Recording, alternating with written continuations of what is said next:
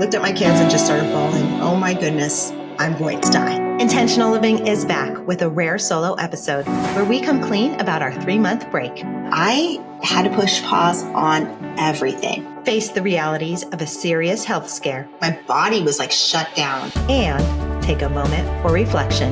In my heart, I knew I was going to be okay. But my mind kept telling me, be scared, be scared, be scared. Everything in the world around me is telling me, be scared. I didn't want that to be part of my story. I wasn't going to be sick. And now I can finally get back to me, being healthy and being the best version of myself in any moment so that I can show up best for you and everyone else I love. A new season of Intentional Living starts now.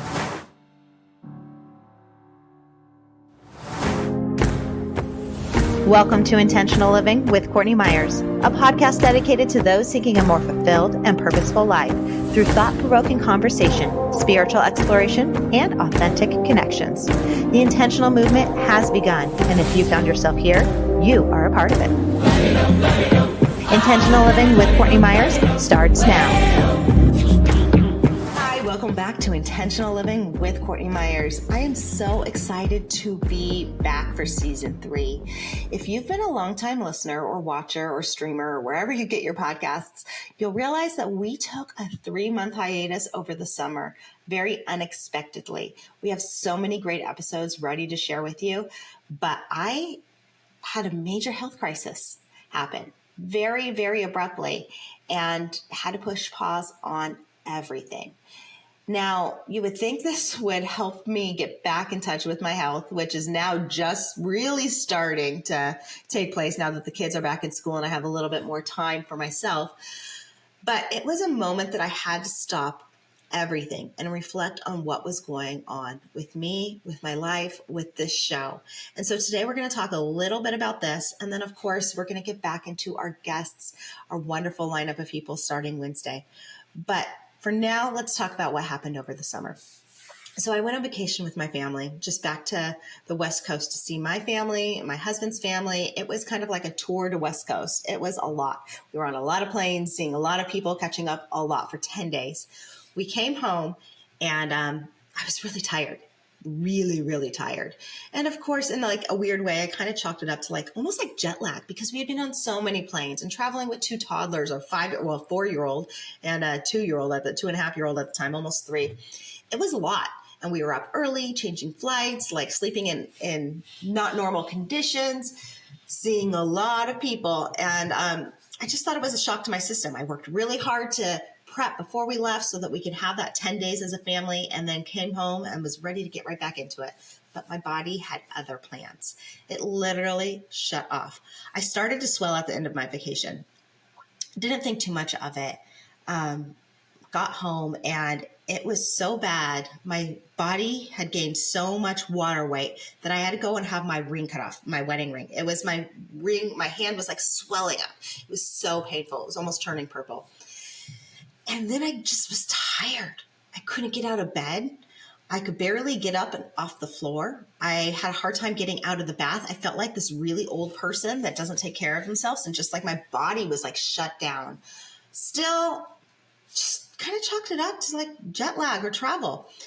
And then I started to get the fever. I had a fever for a couple days of over 102. And that's when my husband said, enough's enough. We're going to take you to the doctor.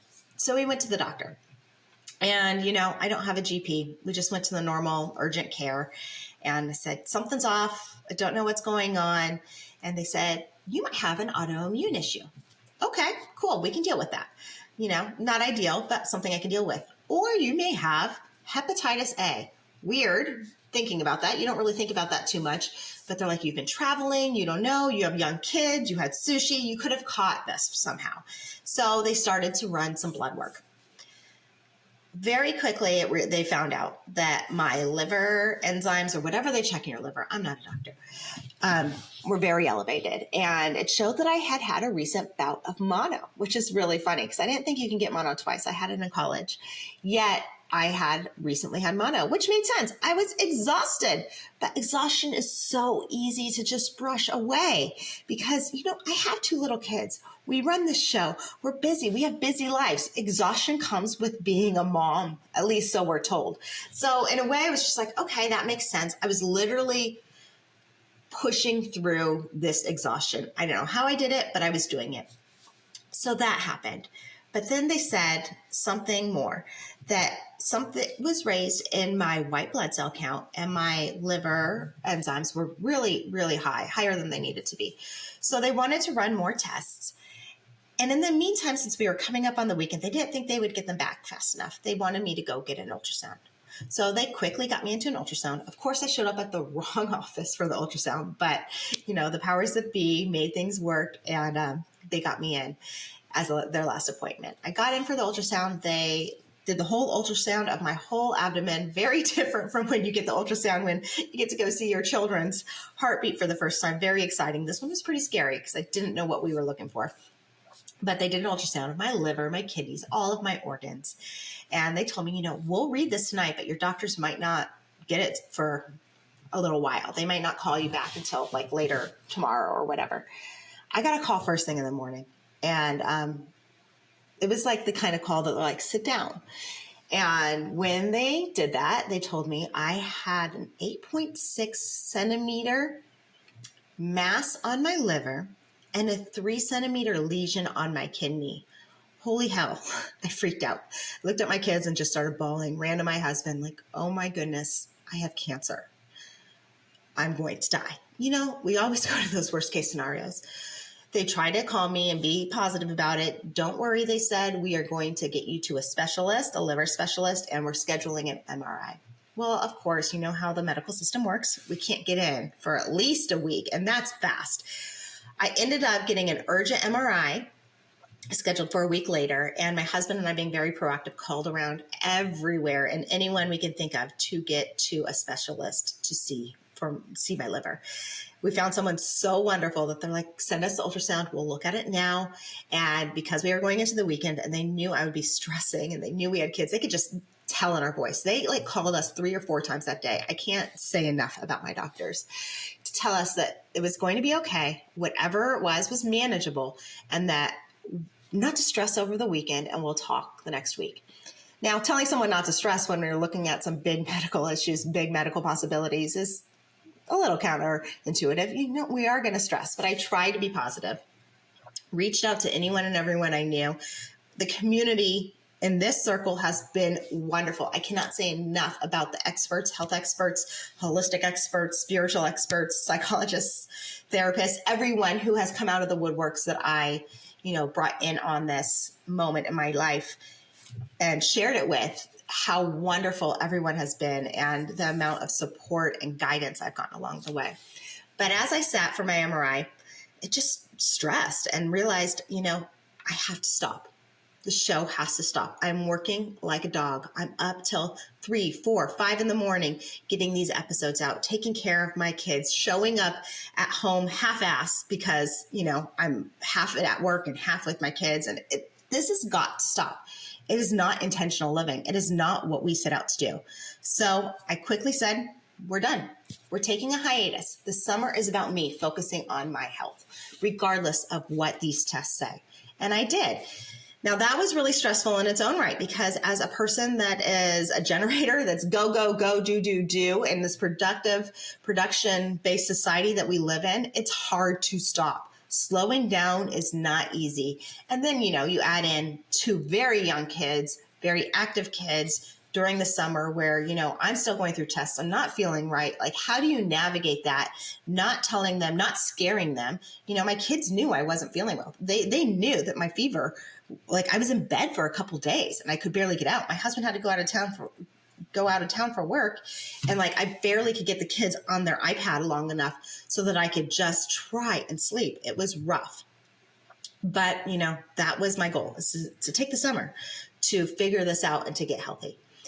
And so we get to the MRI, and of course, the tech was wonderful. The nurse was wonderful, and they're talking and being very pleasant.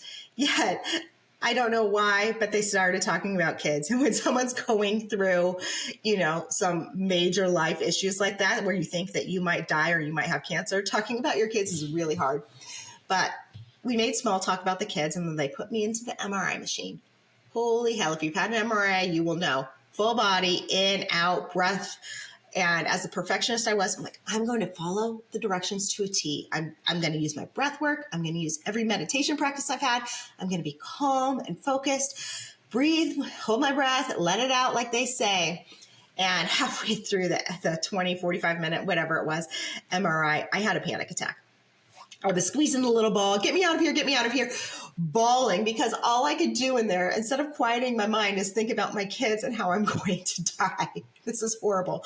But that's kind of what happened. So we got calm, finally, relaxed. I'm like, I have to know the answers. We cannot do this again. And they put me back in.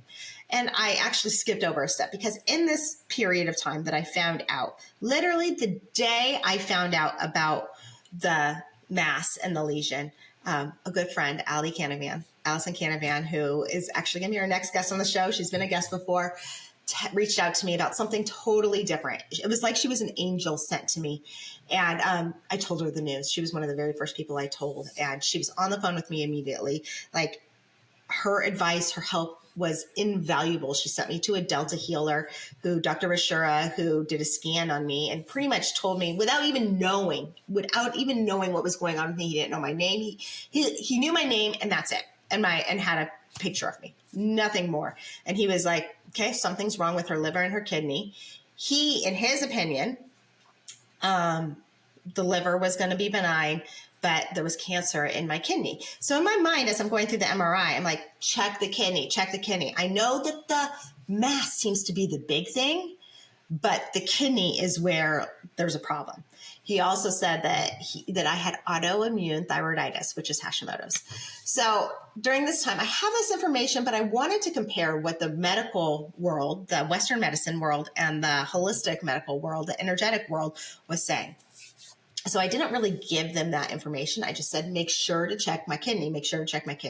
So I get through the MRI and I come out and I see the doctor the next morning. And that was one of the scariest mornings of my life. My husband and I were shaking walking into the doctor's office. Luckily, our liver specialist, an amazing doctor, someone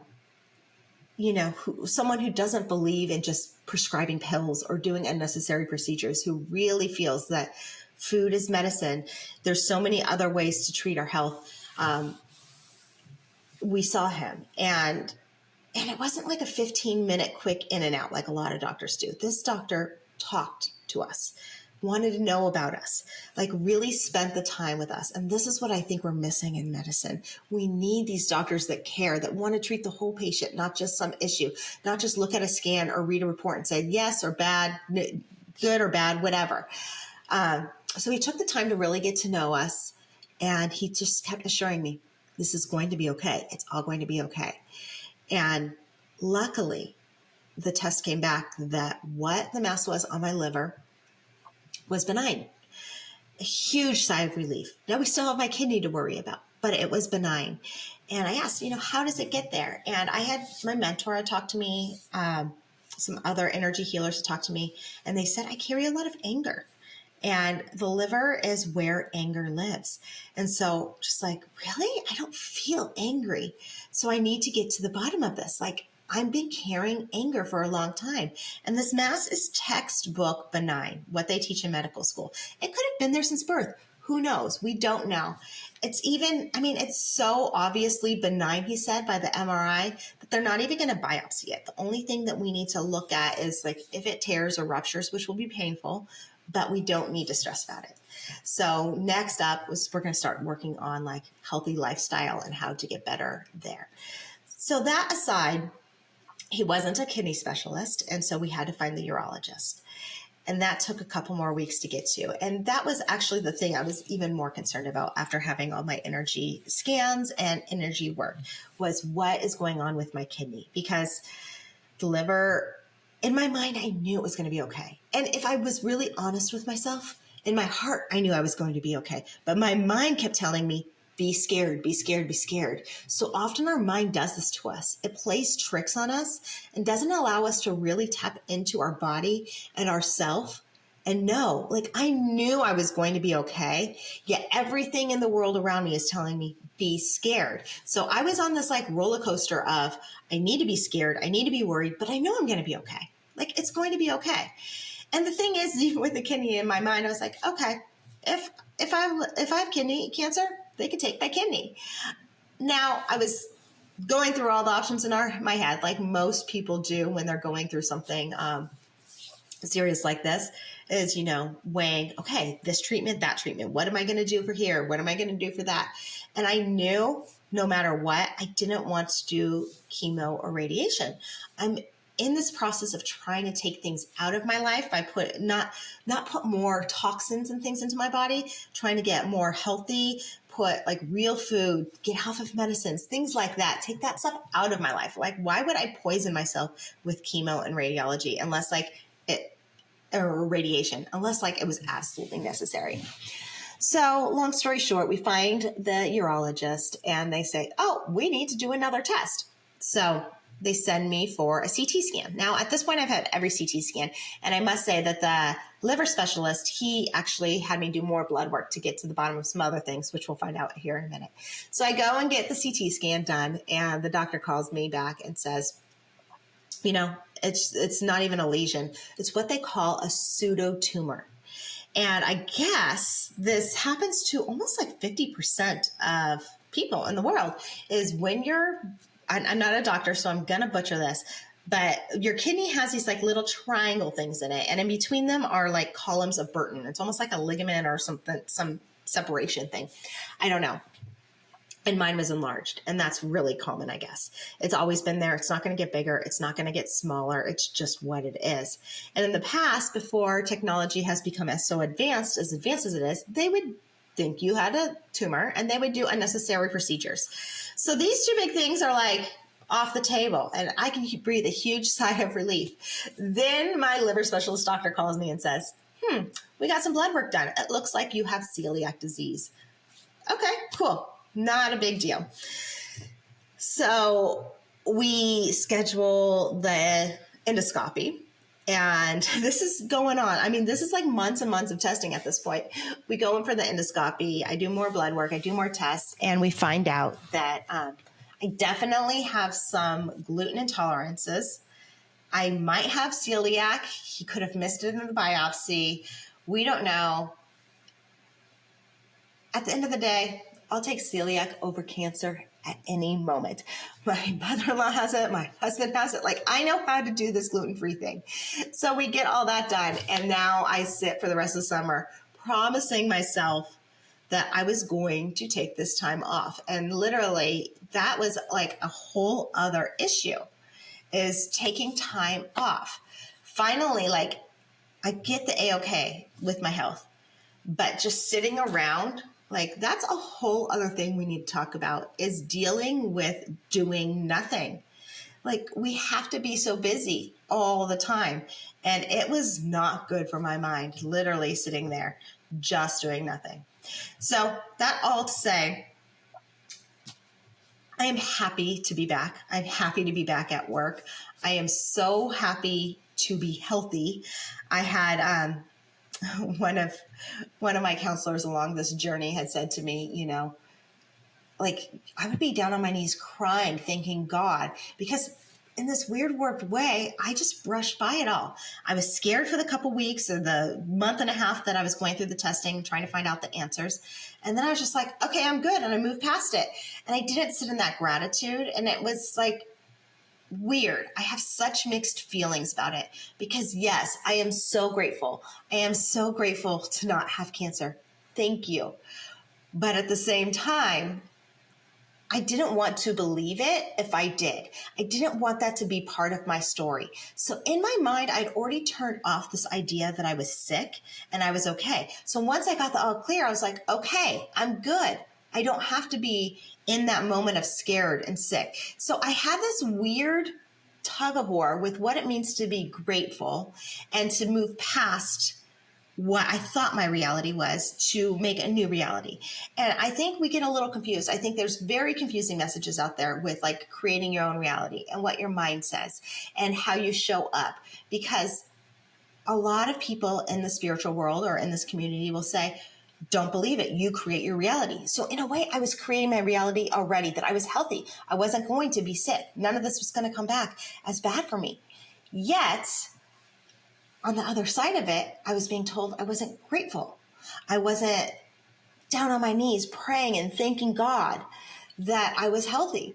So I was struggling with these ideas. This is all while I'm going through, this time of like not working or anything. And I'm still playing a tug of war of what it means to be grateful in that respect and what it means to show up and create your own reality and not accept certain things. But that all being said, I am healthy. I am working on what that means to create our own reality. I'm working on what that means to be truly grateful. I am grateful. I am healthy. And we are back to doing shows. Now, things might go a little bit differently. I'm still struggling with this idea as if we get 2 episodes out a week or 1. Maybe some weeks will be different than others, because I do realize I need to take more balance in my life. While I love showing up here for everyone, I do have a family, and it's a weird tug of war of like following your passions and supporting those you love. So bear with me. We're going to do our best. And I'm just so happy to have this community and everyone here that is just so supportive. It has been a journey over the summer, and anyone going through anything health related, I feel you. It is scary, but keeping your mind right is definitely a huge part of it. I'm so thankful to everyone that has helped me. And I just wanted to say thank you for joining the show. Thank you for listening. Thank you for being concerned. And thank you so much for being a part of the intentional movement. I am so happy to be here and to do this with you and for you. And I can't wait to share season 3 with you. Just had to give everyone a life update of what was going on with me. So, summary, no cancer, kind of celiac, going gluten-free, kind of lactose intolerant, going lactose-free, and now I can finally get back to me, being healthy and being the best version. I know I hate saying being my best self, being the best version of myself in any moment so that I can show up best for you and everyone else I love. Until next time, I'll see you on Wednesday with Allie Canavan, where we'll talk a little bit more about this and so much more. We talk about hormones and health and what we're putting into our body and a lot of great topics. It's always fun when I get to share my conversations with my friends and you. So I'll talk to you soon. Bye.